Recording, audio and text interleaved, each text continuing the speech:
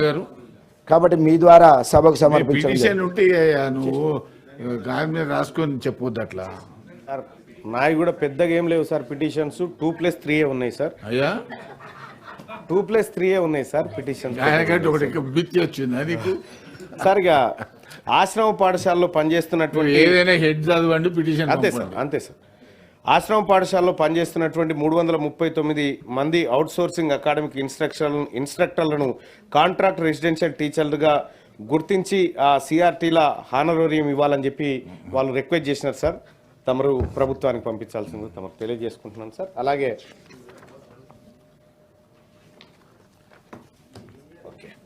ఇక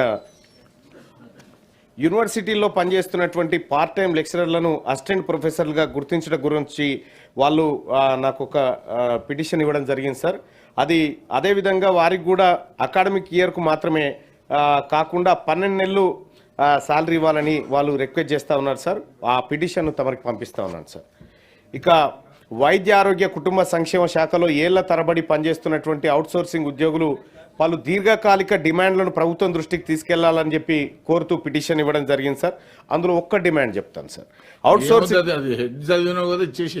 సోర్సింగ్లను రద్దు చేయాలని చెప్పి చెప్తా ఉన్నారు సార్. అవుట్ సోర్సింగ్లను రద్దు చేయడం వల్ల ప్రభుత్వానికి లాభమే తప్ప నష్టం లేదు అధ్యక్ష.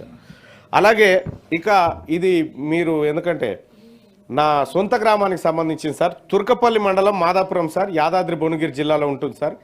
మండల కేంద్రానికి కావాల్సినటువంటి అన్ని అర్హతలు ఆ గ్రామానికి ఉన్నాయి సార్. గత కొంతకాలం నుంచి ఆ డిమాండ్ ఉంది. అలాగే ఆలేరు నియోజకవర్గంలో అటు రాఘవాపురం కానీ ఇటు మాదాపురం కానీ 2 మండల కేంద్రాలు కావడానికి అవకాశం ఉంది సార్. మీ నియోజకవర్గంలో 8 మండలాలు ఉన్నాయి. ఇంకొక 2 చేసుకుందాం సార్, 10 అవుతాయి సార్. ఎందుకంటే మాదాపురం గ్రామంలో మండలం చేస్తే మేమంతా అందులో పార్ట్ అవుతామని చెప్పి దాదాపు 15 గ్రామాల సర్పంచులు లెటర్లు ఇచ్చినారు సార్. దీనికోసం దయచేసి రాష్ట్ర ప్రభుత్వం తుర్కపల్లి మండలంలోని మాదాపురాన్ని మేజర్ గ్రామ పంచాయతీని మండల కేంద్రంగా చేయాలని చెప్పి గ్రామస్తులంతా పిటిషన్ ఇవ్వడం జరిగింది సార్. అయిపోయినాయి కదా. అంతే నెక్స్ట్ కల్వకుంట్ల కవిత గారు.